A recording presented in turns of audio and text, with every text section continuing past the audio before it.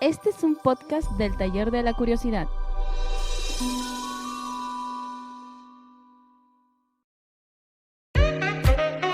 Bienvenidos a Repopé,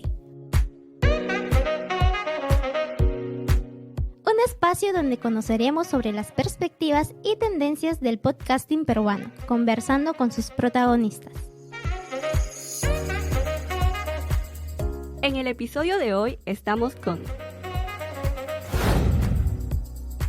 Sandro Parodi, de Extremos Podcast.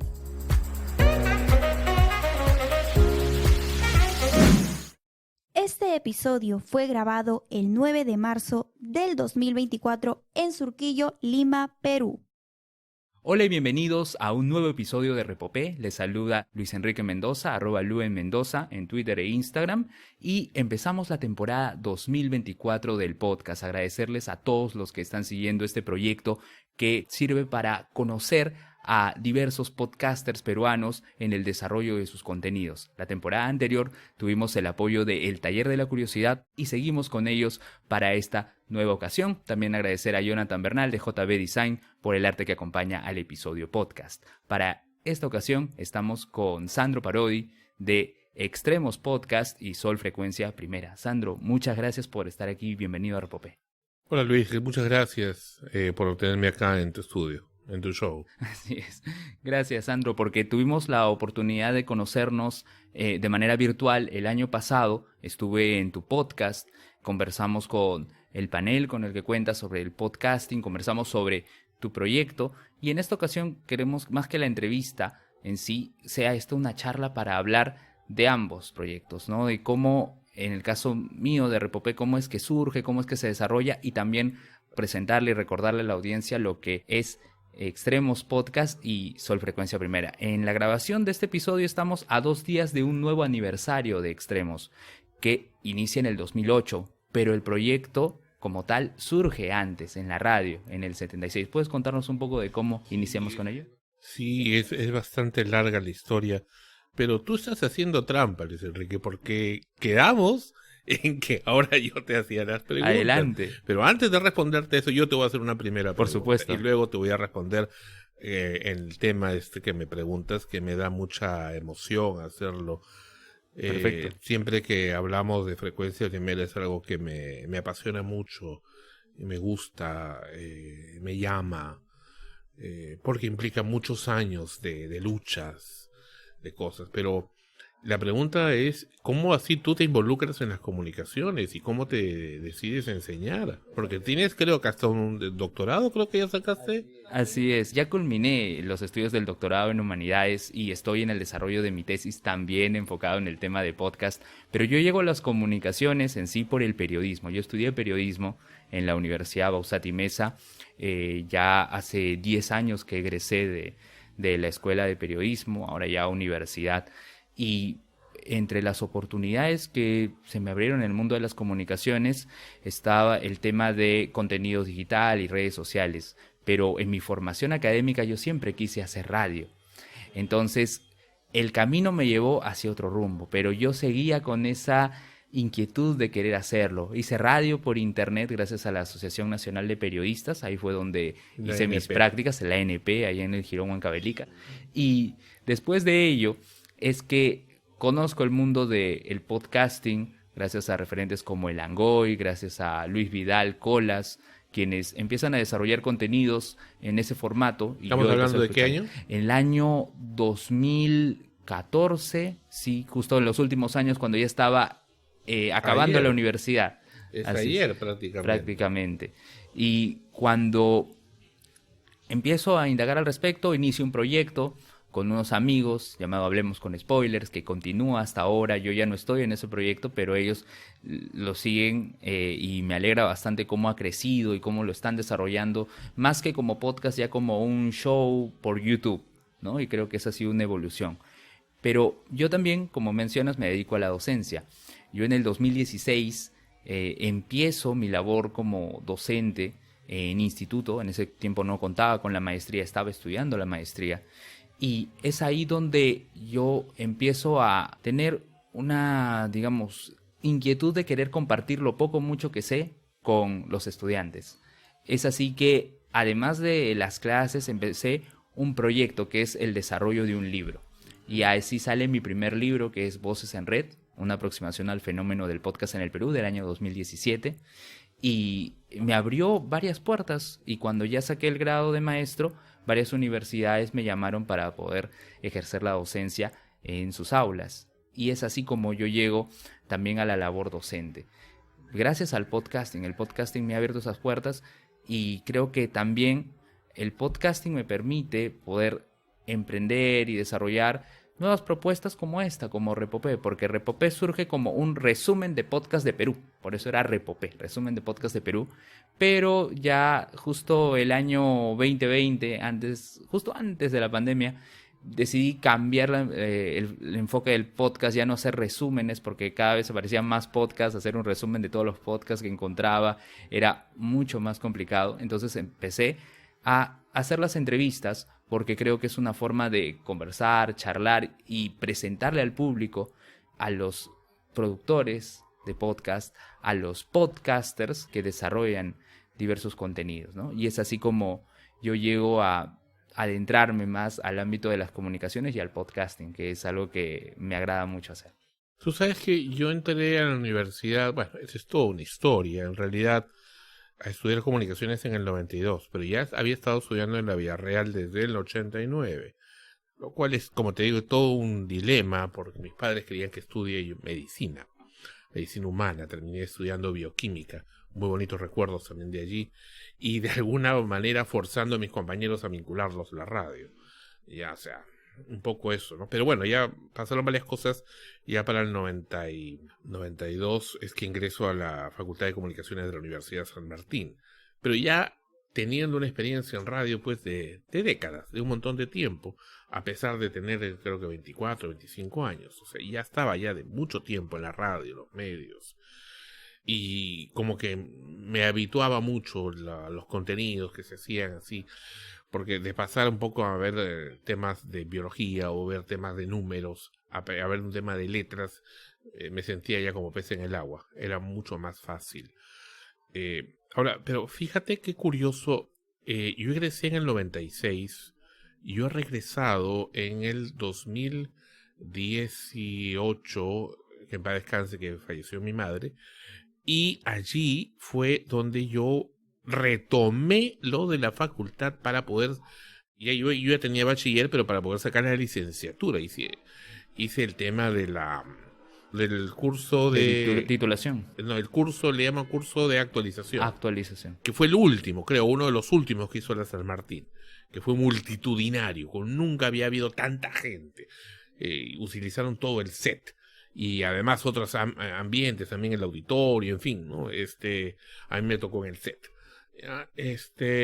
Algunas cosas que enseñaba, o varias cosas que enseñaba me parecían innovativas, más que en el contenido, que el contenido hoy por hoy con el internet como que es un tema más abierto, pero sí en la forma de dar las clases me parecieron algunas innovativas, aunque en algunos otros casos decepcionantes, como en el caso de la radio, que a mí tanto me gusta, porque la profesora a la que invité a extremos, inclusive a debatir, a conversar, no quiso ir, no fue, porque lo único que hablaba era del rating. Y para nosotros, bajo nuestra visión, el rating es una quimera. Estoy preparando un libro de hace mucho tiempo, que todavía no lo saco, que se llama El rating no existe. Nunca existió. Es un convencionalismo. Es muy radical eso. Entonces, pero solamente hablaba de eso, pero joder, pero primero hablemos de calidades, hablemos de contenidos, de preparación. Esto es como pensar estilo Laura Bozzo, es decir, si no tienes, entre comillas, rating, no existes, no te puedo tratar porque no existes. Es decir, no vales como persona humana, no vale tu contenido. Entonces, te comento, yo que he trabajado y he participado y he colaborado en diferentes medios desde abajo, te puedo decir que la sintonía es algo que se logra. La audiencia es algo que se va formando. Y eso te lo digo, ¿no? Con conocimiento de causa. Te cuento cómo fue la primera vez que tuve contacto ya para poder sacarlo de frecuencia primera al aire. Pensaba en mi inocencia y mi ignorancia que era más fácil, pero no lo era. resulta que un día, yo ya había estado en algunos medios colaborando, tú sabes que en los 80s difundía y promovía los clubes de fans, club de Sport Billy, un grupo argentino, y luego el programa Chiquilladas, el Televisa, y a Ginny Hoffman, mi gran amiga, la promovía y todo eso. Pero lo interesante es que todavía yo no tenía autonomía para salir al aire. O sea, participaba en microprogramas, cositas así, pero yo ya tenía toda la programación de Frecuencia Olimera lista en papel y en grabaciones que hacíamos en el estudio de mi casa, que era el estudio de mi mamá, en paz descanse, que se lo puso mi padre en el año 76, que fue justo cuando se creó Frecuencia Olimera, para que ella prepare unos cursos de relajación, meditación genial, en base a unos cursos en cassettes de España, ya que permitía mediante ondas cerebrales, alfa, beta, zeta, delta, poder mejorar la salud de las personas, tanto física como mental y emocional. Entonces ella primero llevó esos cursos y le ayudó mucho para unas migrañas que tenía muy fuertes, y a partir de ahí decidió ella misma organizar esos cursos. Te hablo en los 70s, y le fue muy bien. Pero bueno, tema aparte. A partir de ahí es que nosotros ya teníamos nuestros bumpers, nuestros identificativos, nuestros eslogans, nuestra programación, pero no teníamos antena. Y había gente que participaba, gente apasionada que le gustaba y que tenía la ilusión de que esto saliera al aire. Entonces un día mi tío, Américo Serna, que en paz descanse, periodista, reportero gráfico de Ojo, de Pensa, él me decía Sandrocán, me dice, oye Sandrocán, me dice, un sábado en la casa de mi abuelita que yo iba, me dice, mira, ha salido en el periódico acá en Ojo, porque él trabajaba en Ojo, dice, ten tu propio programa de radio, y hay una dirección para que vayas, anda. Yo emocionado hasta las lágrimas, grabé mi piloto en la casa, en el estudio, Chiquimúsica, me acuerdo. Yo mismo lo grabé con sus identificativos, todo bien ordenadito, bien sustentado y todo. Le pedí a mi primo Alfredo Gaviria, que era mi brazo derecho, digamos, en el programa. Él ya tenía como 20 años más que yo y estudiaba Derecho. Yo estaba en el cole todavía. Y me asesoró para que escriba el proyecto y todo. Yo he ido con mi cassette y esto. Y resulta que esta famosa radio quedaba al costado de lo que todavía hoy es Radio Nacional. Ahora hay un instituto que parece unas escaleras enormes, tienes unas columnas medias griegas ahí. Creo que funciona en instituto. Y ahí funcionaba en aquel entonces, en una casa sombría, Radio Lima, que luego pasó a ser Radio Cadena. Y llego y digo, bueno, acá estoy, ¿no? Como que me aplaudan, pues, ¿no? Ya llegué, ¿no? Yo soy lo que buscan, ¿no? Y entonces me dice, ¿usted viene para el programa? Sí, acá está el aviso que dice en el periódico, acá lo traigo. Claro, sí, ya. Y entonces, ¿y cuánto es lo que va a necesitar? Bueno, no sé, depende del horario que vean. Yo tenía la idea que a mí me iban a pagar, me iban a contratar, pero no. Entonces luego me dice, ¿pero qué presupuesto usted maneja? Porque me veía muy joven. ¿Presupuesto de qué? Yo no entendía eso. ¿Presupuesto de qué? Ellos querían venderme horas. Gran decepción. Él me dijo, ya déjalo, ya nosotros te llamamos. Esa frasecita ahí ya la acuñé, ya la entendí. Eso es nunca. Naturalmente que nunca me llamaron. Pero, paradojas del destino, colaboré en Radio Cadena, ya que era Radio Lima, Sociedad Anónima, cuando fue a Radio Cadena años después, en el año 86, que fue una experiencia muy simpática. Cuando recién se inauguró todo el local, ahí en el 41 de Arequipa, la cabina recién pintada, recién barnizada, todo equipos nuevos y toda la cosa, muy bonito.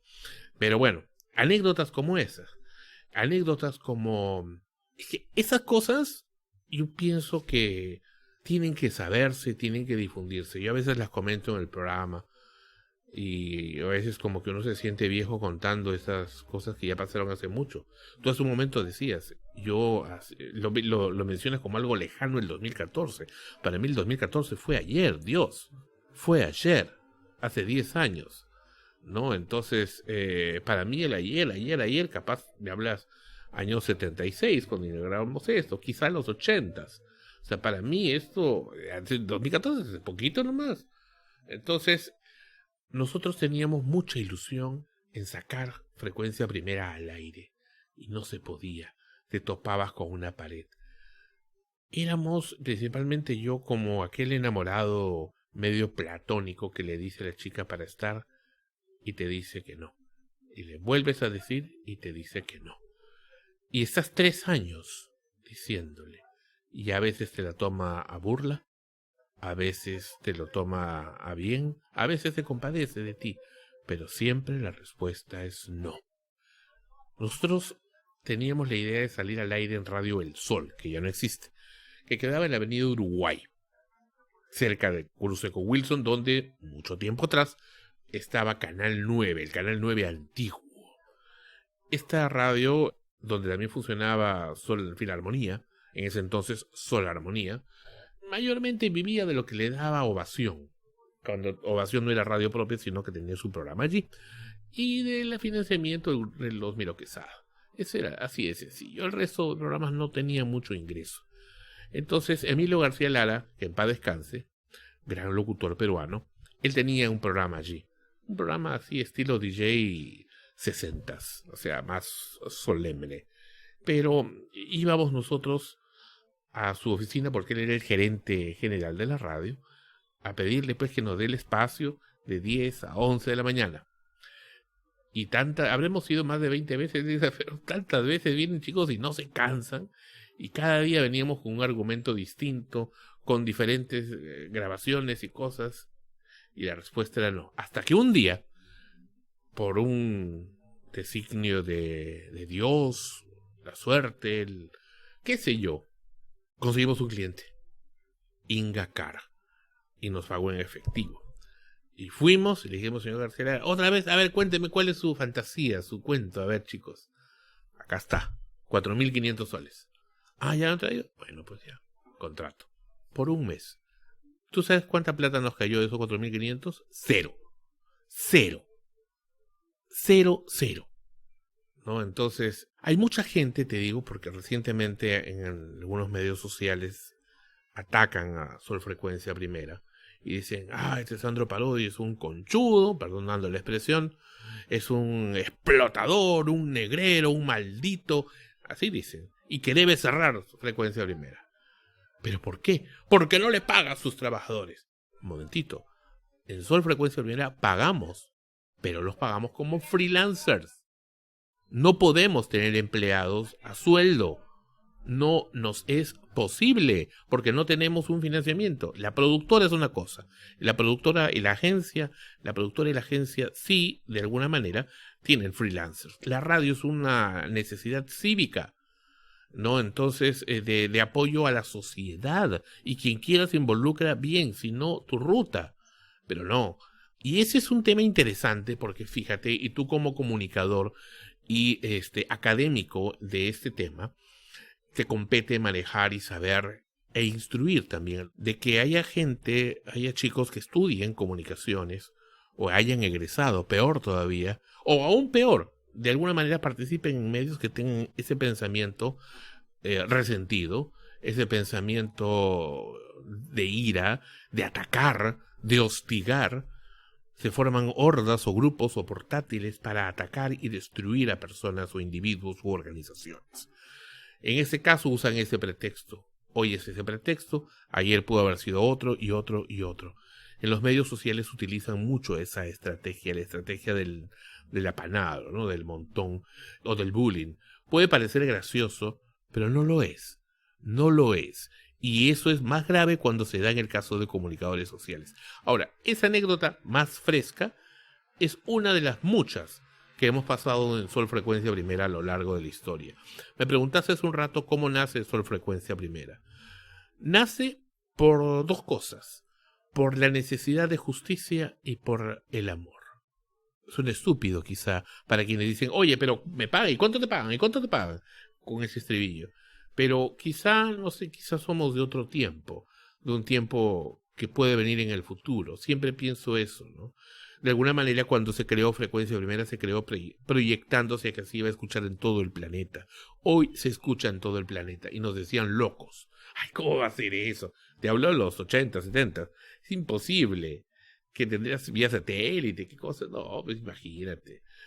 Y hoy es fácil. Hoy estás acá con una infraestructura muy básica, haciendo un podcast que puede llegar a millones de personas. Tú dirás, no, pero me escuchan 1000. Así te escuchan 1000 en el tiempo presente y pasado. No sabes cuánto te van a seguir escuchando hasta en el futuro. Es inconmensurable. Y es más, aunque se borre, puede alguien haber sacado una copia y reiterarse. Es decir, ya no se pierde. Y es por eso, ¿no? Entonces, esto nació por justicia, porque era la época del gobierno de Velasco. Yo tenía 6 años y quería una mediática diferente. Había 3 canales. En esa época no le llamaban América, le decían el 4, el 5 y el 7 del Estado. Y punto, no había más. Y radio sí había. Algunas. Mayormente de noticias, de música muy sobria. Y luego ya se fue comenzando a poblar a finales de los 70s, cuando había la oferta ya de regresar a la democracia, cuyo clímax fue la entrada al gobierno de Belaúnde. ¿Y por amor por qué? Te preguntarás. Eso también tiene otra historia. Porque gracias a Por Amor es que yo paso de tenerlo en la mente a tenerlo en la acción, en la vida real, en lo tangible. Resulta que viendo la televisión en los 80s, veo que había un grupo musical llamado argentino, Sport Billy. Era la fiebre del Mundial España 82, que Perú había ido al Mundial, la vez anterior a esta última que he ido. Entonces, y Perú acostumbraba a ir al Mundial, pero en esa época fue al Mundial. Entonces, vino acá de Argentina un grupito estilo Parchís, estilo Menudo, pero más estilo Parchís, que era de Argentina. Y a mí me gustó una de las chicas, pero yo era muy corto, no me atrevía a ir a Radio Miraflores, me acuerdo. Y ya pues pasó, en mayo. En diciembre vuelven. Esa vez dije, no, son ellos, ya, ahora sí, y sí. Y me voy y otra vez me chupé. Pero esta vez les comenté a mis padres y ellos me consiguieron la entrevista. Y yo fui y no me atreví a hablar de la chica. La chica se conoció conmigo, Fabiana Incola, muchos años después en Buenos Aires, cuando nos visitamos en el 2013. Pero en el diciembre del 2006, en Extremos, ella escucha un episodio donde habíamos hablado de ella, de esto, así como te estoy hablando. Y dijo, yo soy. ¿No? Y ahí es donde la entrevistamos, yo sorprendía, no se acordaba de mí, que me había conocido así someramente en el 82, y se sorprendía mucho que hayamos sacado lo de Frecuencia a la Realidad, gracias en parte a ella. ¿No? ¿Por qué? Porque yo, para promocionar Sport Billy, tenía que ir a las radios, aquí y allá, y de alguna manera hacer activismo para los grupos. Claro, ¿cómo se conectan las personas? Ahora, con los tiempos de la tecnología, las distancias que teníamos para poder establecer lazos se han acortado. Ahora es posible tener vínculo, pero también, como mencionas, hay personas que lamentablemente terminan injuriando, atacando, incomodando. Se conoce como los trolls, como los haters, que siempre están ahí simplemente buscando incomodar o fastidiar a alguno de los proyectos. A mí me lo habían contado mucho, pero ahora yo lo he vivido y te puedo decir que funciona así. La arquitectura de esta gente es que de alguna manera uno lanza un comentario en contra de lo que has dicho o de la propuesta que hayas hecho, ¿no? E inmediatamente aparece el primer batalloncito, ¿no? De gentes que pueden estar o no identificados, y eso se te van a remolinar y te van a insistir. Y a partir de ahí tienes otro grupo que simplemente rebota lo que estás diciendo, que no son los trolls, sino que les parece interesante o gracioso. Se ríe del asunto, y el objetivo es anularlo, nulificarlo. Por eso que yo me di cuenta, decían, ¿qué busca? Entonces que cierre Frecuencia Ibérica. ¿Y por qué va a cerrar? ¿Por qué? Porque tú lo dices. Me he enfrentado a cosas más poderosas. Nosotros nos hemos enfrentado a Montesinos en el año 96. Nos sacaron de la radio. Y le voy a tener miedo, perdona la expresión y perdone su audiencia, a un pobre diablo que no da la cara. Yo no tengo por qué tenerle miedo, ¿no? Y te hablo a nombre personal y a nombre de todo mi equipo. De gente muy respetable, muy profesional, que se la juega semana a semana haciendo radio y en general todos los días haciendo comunicaciones. Y no es que no se respete el trabajo de la gente. Claro que lo respetamos. Por supuesto que se hace. Claro que sí. Somos los primeros que defendemos las causas justas. Sería incongruente que estemos nosotros defendiendo el tema de defensa del consumidor, por ejemplo, y que no estemos defendiendo el tema de un adecuado salario para una persona. Pero mira cómo nos atacan, mira cómo se pretende generar una imagen negativa de una organización. Pero bueno, gajes del oficio, a nosotros nos sacaron cruelmente, como sabes, en el año 96 de la radio. Ya cuando comenzamos a tener éxito con un programa que empezó como un programa de comedia, un programa overnight, que se me ocurrió, dije, me puse a pensar, mira, es que eso es lo interesante, y tú como catedrático, la idea es también a los chicos permitirles experimentar.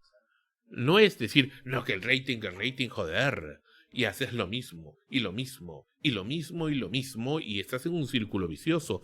Hoy por hoy tenemos TuneIn, Radio Shure, qué sé yo, diferentes aplicativos de escritorio o de móviles que te permiten escuchar radios de todo el planeta. Y vas a poder encontrar estilos de lo más variados. Ya no hay pretextos para decir, uy, no lo escucho. Claro, ahora lo puedes escuchar sin ningún problema. Entonces, sin embargo, ese es lo bonito. La contraparte es que, a diferencia de antaño, el dial se vuelve prácticamente infinito. En cambio, antes tenías un dial donde solamente en Lima podías escuchar pues a 35 o 36 radios en FM y se acabó. Y eliges entre esas. Entonces, perfecto. De esas, solamente si tú haces una cosa realmente original, pues estás rey, pues, ¿no? Pero acá tienes un montón de opciones inacabables.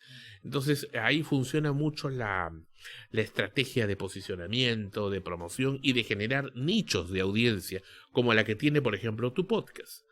Mira, cuando nosotros empezamos en internet con lo de la radio, estábamos en Amanecemos Contigo, precisamente el programa de madrugada, y mi hermano, Armando Parodi, que vivía en ese entonces en la ciudad de Los Ángeles, Estados Unidos, en Norteamérica, en California, tenía un negocio de importación y exportación de productos naturales.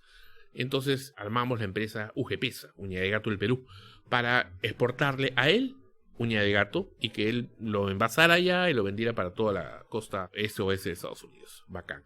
Entonces, a partir de ahí es que él me dice, oye, mira, muchos de mis compañeros acá que venden productos en Los Ángeles están con lo del internet y venden mucho. Y me he enterado que en el Perú ya está empezando. Yo no sabía qué era.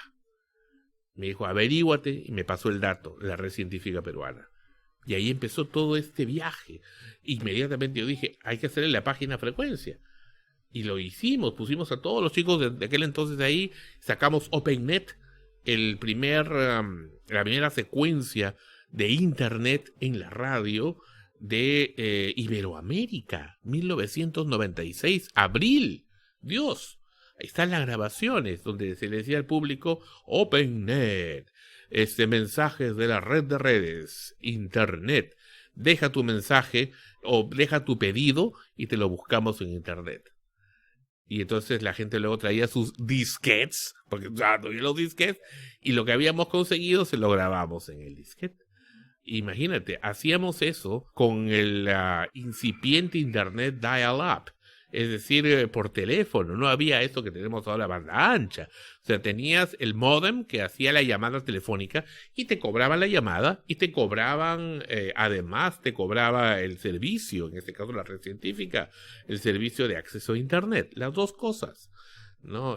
Pero nosotros lo asumíamos con mucho gusto, con mucho cariño para nuestra audiencia. Por eso te digo, o sea, muchas son las cosas que innovó y sigue innovando solo Frecuencia Primera. Y sobre todo porque vemos las cosas diferentes. Nos gusta repensar las cosas. Fue muy doloroso cuando nos cerraron el programa. Lo retiraron a Pepe Irey. Pepe Irey, un gran visionario y un gran productor de radio, que tenía gran éxito con la cumbia, con los grupos de cumbia en Radio Inca. Y él nos dio el espacio. Nos dio primero la madrugada, y luego primero la noche de domingo, y luego teníamos esto de de madrugada que a mí se me ocurrió. Porque yo dije, ¿por qué no hacemos algo diferente? Primero se me había ocurrido tipo Jaime Bailey, y dije, no, ¿por qué no hay con alguien que tenga un órgano y que toque? Y por ahí alguien que haga algo de comedia, tipo como stand-up comedy, lo que sería ahora. Y por ahí fuimos mezclando, y en mi primer programa ya se terminó de arreglar todo.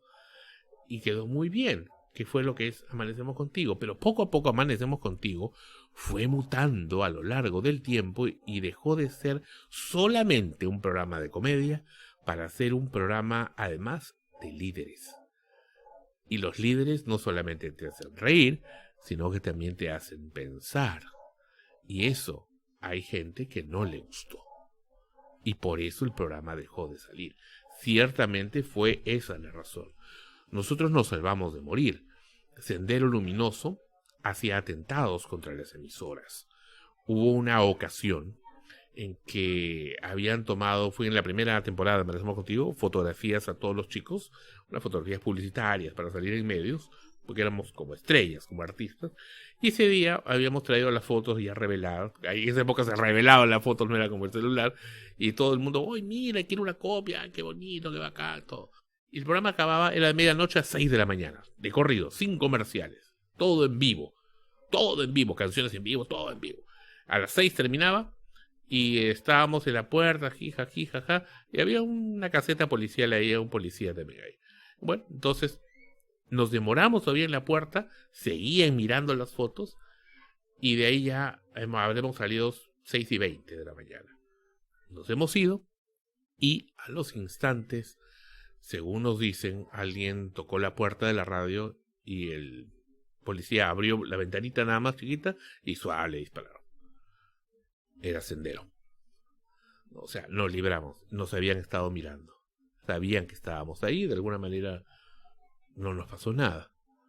Pero situaciones como esas, y muchas, son las que pasamos y que de alguna manera dejan huella en Sol Frecuencia Primera. Y la radio en sí, como mencionabas, en sus objetivos hay una labor cívica y es de importancia para la sociedad. O sea, mencionas, no solo es un espacio de comedia, sino es darle un valor y calidad en el producto para que le sea útil a la sociedad. Tú sabes la importancia que es de un programa de humor como el que era Amanecemos Contigo. Por cierto, que hoy todavía sigue la segunda gran maratón de Amanecemos Contigo. Estamos desde la medianoche y va a culminar a las 6 de la mañana de mañana.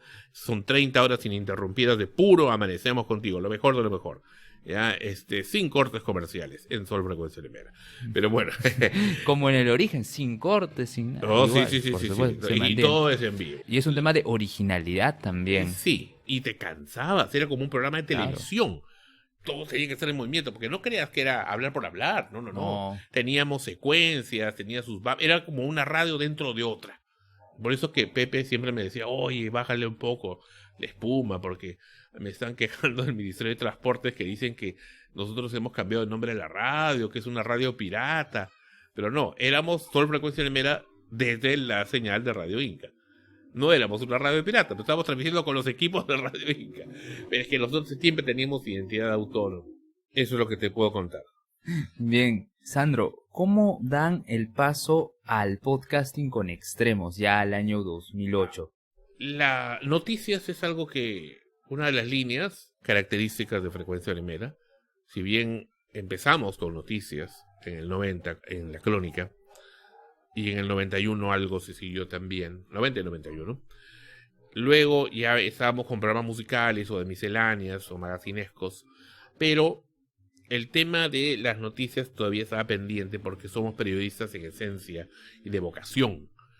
Había cada vez más necesidad de hacer entrevistas, que también surgían la oportunidad y no había dónde hacerlas, a pesar que teníamos la radio online funcionando, pero la radio online se dedicaba a poner música y a veces algunas grabaciones de programas antiguos. Entonces, pero no era suficiente. A veces hacíamos algunas entrevistas como un programa especial, pero nada más. Y había la idea de hacer el programa pero se aguantaba. Fíjate lo que te digo, se aguantaba. Porque eso sí, yo dije, empezamos y ya no paramos. Nunca. Nuestros programas no trabajamos a nivel de decir, eso ya se cumplió su ciclo. Los ciclos son eternos. Se suceden. No, entonces, ¿qué pasa? Comenzamos a tener varios casos de defensa de derechos y de causas justas que no había forma de poderlos cubrir y los medios colegas no querían cubrirlos. Casos de abusos a nivel del Poder Judicial, casos de mediática basura, como el tema de la señora Bozzo, y campañas de gente o colegas que salían en Miami a decirle que se retire. No lo iba a hacer, por supuesto, pero que había ese caso. Luego, lo que nos pasaba a nosotros en esa época era el problema de los ruidos molestos de las alarmas de vehículo y de casa, que no está regulado adecuadamente y que las municipalidades no hacen nada y se hacen los estúpidos. Entonces, teníamos ya bastante material y yo dije, no, ya, esto fue la gota que rebasó el vaso, tiene que salir un programa. ¿Y cómo se va a llamar el programa? Es lo que se hace al último, ¿sabes? Yo pongo el nombre del programa al último. Primero tiene que nacer la esencia del programa. Y de la esencia del programa nace el nombre. Y se llamó Extremos porque las situaciones son extremas. Son radicales. Y además porque la idea es tener opiniones antagónicas entre el panel de conductores. Ana Rosa Liendo y yo empezamos el programa. Y luego ya se han ido aunando más conductores, más miembros de la mesa de conducción. Y bueno, han habido columnistas, o hay, ¿no? Comentaristas, entrevistados especiales, en fin, ¿no? Y entre el público oyente aparece, escuchas Raúl Chamorro, que conocemos como Dr. West en el mundo del podcast, pero el forense. Como el forense. Y es con ese vínculo siendo primero una escucha que llega a participar. Claro. El forense, al que le conoce como Dr. West, o ¿cómo me dices que lo conoce? Es Raúl Chamorro. Dr. West es el presentador también de la lucha libre. Él. Sí. Él llega como el forense, ¿no? Llamaba a la radio, decía el forense de Lima 9, porque en esa época eran los códigos postales que había. Entonces cada escucha había sido ya regulado para que se identifique de esa manera. Con su código postal, y él mismo se presentaba como el forense, ya, y llamaba para participar y saber de los programas, ¿no? O a veces para, no recuerdo el forense haber participado en una fantasía, creo que participaba en los juegos, me parece que había de Yo Soy la Voz. Yo Soy la Voz, no es Yo Soy, ni es Yo Soy la Voz. Yo Soy la Voz era una secuencia que teníamos en Amanecemos Contigo, que conducían el disc-jockey y Baby Jockey. Anteriormente lo conducía Millie Rocker, pero luego pasó a ser el disc-jockey y Baby Jockey. El disc-jockey era un personaje estilo disc-jockey 60s, así de rock. Y Baby Jockey es una disc-jockey bebé. Ya, y conducían el programa. Y ahí hacían juegos por puntos. Ganabas puntos, ganabas créditos. Ya, y te encargaban que hagas algo. Había dinámicas, todo al aire, muy, muy simpático. Nunca se regalaba nada en físico. Siempre era por puntos. Ese era el asunto, que era nuestro código, ¿no? Del programa. Claro, y Raúl participó en ese... Claro, era el forense, llamó hasta el último programa. Hasta el último programa, pero... Hasta el episodio 119, el episodio glorioso. ¿Por qué glorioso? Ese sí, el día fue el día en que la radio se detuvo. Eso es muy importante para el desarrollo del podcast. La radio peruana se detuvo. ¿Por qué? Porque expusimos al desnudo lo que estaba pasando y que nadie se había atrevido a decir. La mediática está maniatada. Eso es la verdad. Y no es que yo sea de izquierda o de derecha, eso es irrelevante totalmente. No, o sea, acá no nos vamos, nos votan. Y nos votan por esto y por esto, por esto. ¿Y tú sabes qué pasó después? Después de lo que te voten, viene la humillación. Y también eso siguió, la humillación de tus propios colegas, el ninguneo. Es para que te exterminen, para que te dediques a otra cosa, para que te borren completamente de la faz de la mediática.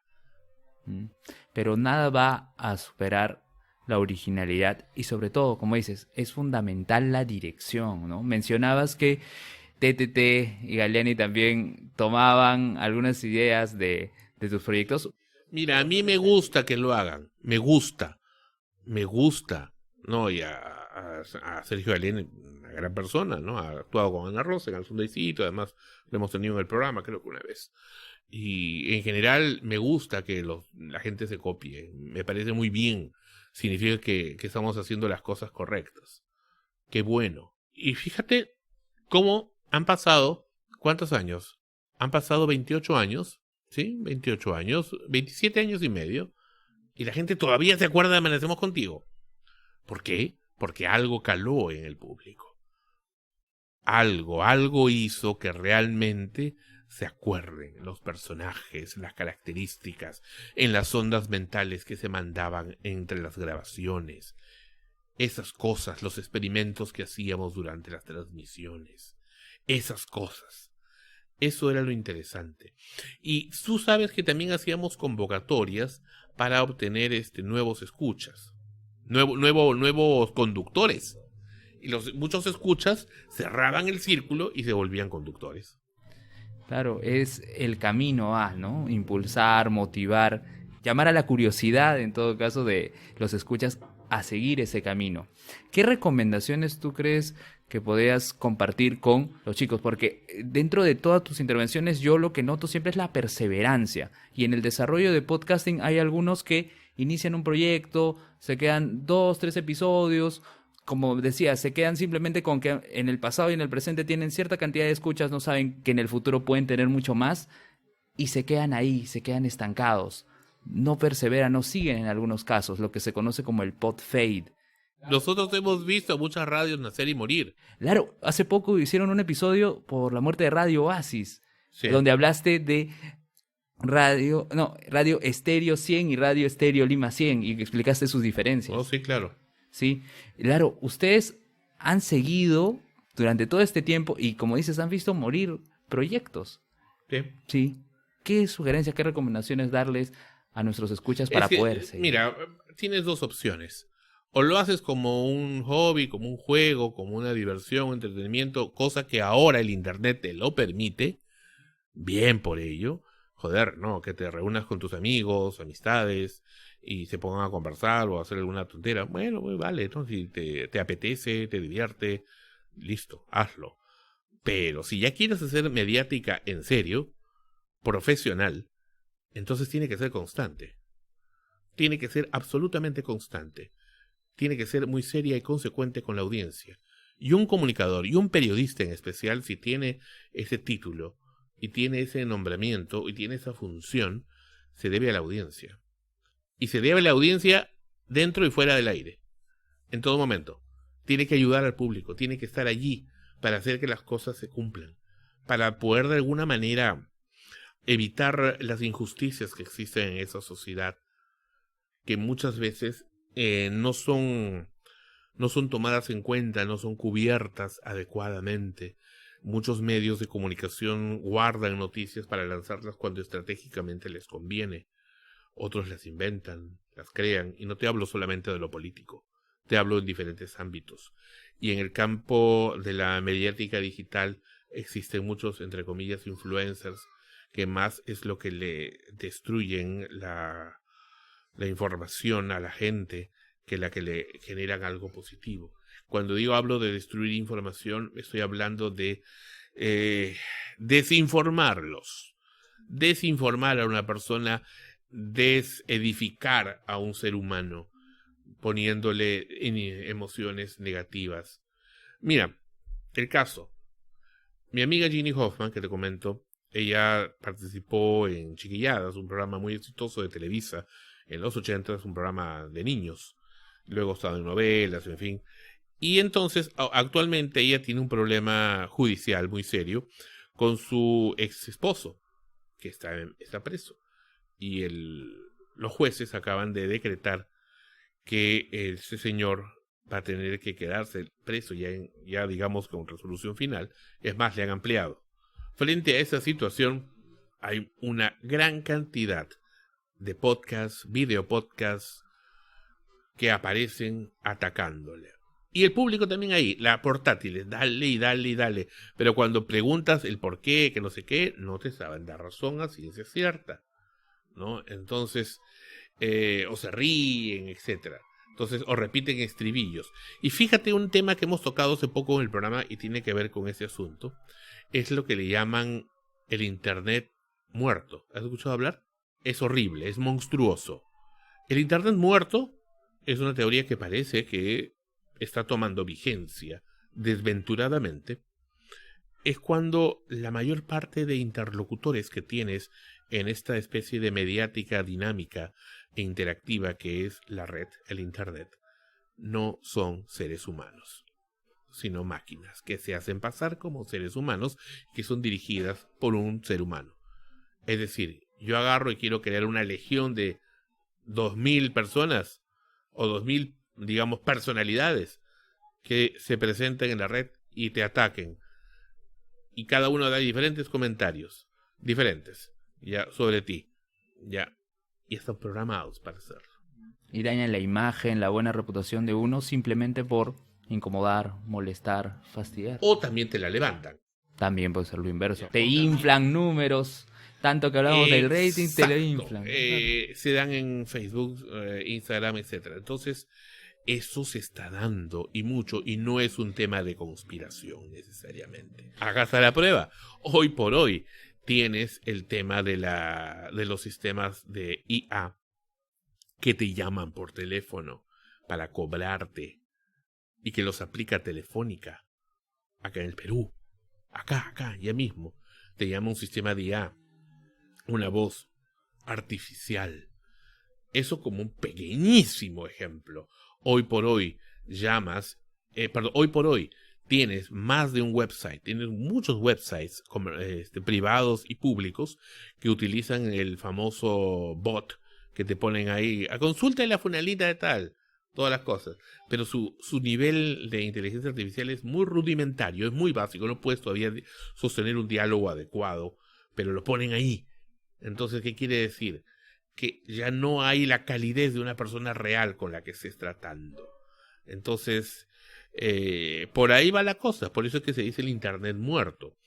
Porque ya no es necesariamente un Internet real de seres humanos, sino una especie de Internet simulado o dirigido.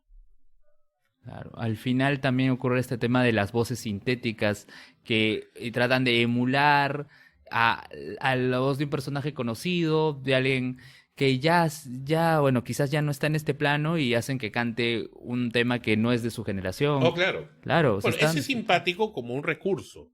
Es simpático como un recurso, pero ¿qué pasa cuando quieres falsear la realidad? Porque tú dices, oye, mira, ya todo lo que están poniendo debe ser real, debe ser verdad, ¿no? ¿Y qué pasa?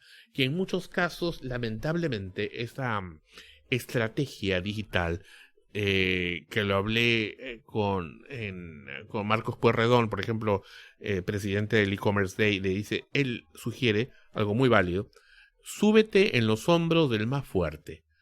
Es decir, yo quiero publicitarme solo, me va a ser más difícil, porque estoy bajito. Pero si yo me subo encima de YouTube, entonces voy a verme más grande. Me subo encima de Google, me voy a ver más grande. Me subo encima del comercio, me veré más grande. Pero el gran problema de Facebook, Meta, por ejemplo, YouTube, etcétera, es que la dinámica de respuestas no es siempre la mejor. Facebook, de momento, sigue siendo, con Mark Zuckerberg a la cabeza, muy hermético. Tremendamente hermético. Y en general la mayor parte de medios digitales grandes lo son. Entonces, a lo mucho te ponen a operadores y hoy por hoy ni siquiera sabes si estás tratando con una persona real o no. Yo tengo proveedores, o he tenido algunos que ya los dejé por eso justamente, proveedores de hosting, por ejemplo, donde por la forma como me responde me doy cuenta, esto no es una persona real. Digo, ¿me puedes pasar con una persona real, por favor? No, y te dice, sí lo soy. No lo es. Entonces, sobre eso estamos batallando. Pero mira, querido Luis, cómo va pasando el tiempo. Y hoy por hoy, la gente consume diferente los medios de comunicación. Hoy por hoy yo preguntaba, le digo, ¿y hace cuánto tiempo que no ves televisión? ni me acuerdo. Yo veo mi celular. Mi hermano, que tiene 15 años más que yo, él ve TikTok. Le gusta más ver esos reels, esos videitos, esos stories de TikTok, y así enterarse de las noticias, y así enterarse de lo que pasa. Tergiversado o no, pero así es la forma actual de consumir. ¿No? Entonces, el tema del televisor en la sala con la familia unida, que antes era la radio en la sala con la familia unida, está casi extinguida. Entonces, eso nos hace a los comunicadores también repensar en los formatos de comunicación. Ergo, vuelvo a lo que me preguntaste hace un momento, si algo tiene que considerarse para un proyecto de comunicación de los chicos. Lo más importante no es la música, el nombre del programa, los conductores, si son conocidos o no. Eso es irrelevante, es accesorio, digamos, no es irrelevante, es accesorio. Lo más importante es el espíritu del programa, es la esencia del programa, lo que te mueve el programa.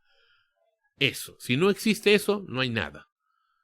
¿Y qué cosa es lo que me mueve el programa? ¿A qué te refieres? El fondo. ¿Cuál es el fondo? A ver, yo quiero hacer un programa para conseguir más amigos.